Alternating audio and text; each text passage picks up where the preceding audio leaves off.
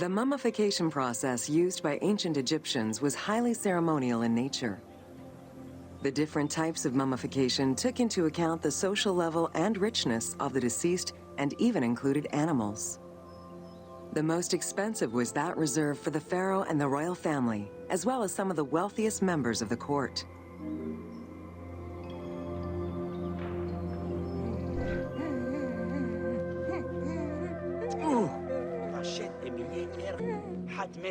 The first step was cleaning. Site, they were placed on inclined tables while the bodily fluids drained away. They were then cleansed by priests until they were deemed ready for the purification process.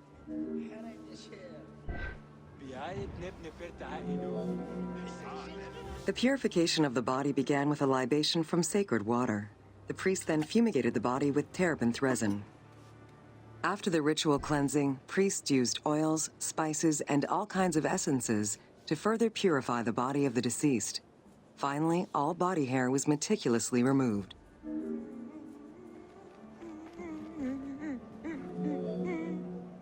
Once the body was properly purified, embalmers removed the organs, following very specific procedures.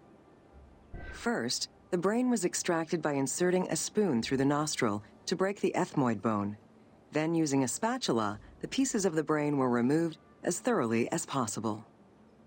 What matter remained was extracted after a process of liquefaction, achieved through the use of a caustic liquid. The cranial box, once emptied, was rinsed and disinfected with palm wine, and then stuffed with strips of linen cloth and liquefied resin. After taking care of the brain, embalmers made an incision on the left flank and carefully set aside the viscera. The inside of the body was also rinsed with palm wine. Then the embalmers filled the belly with pure myrrh, cinnamon, and other perfumes and sewed it shut. The removed viscera were washed in palm wine and packed in crushed herbs before being placed in canopic jars.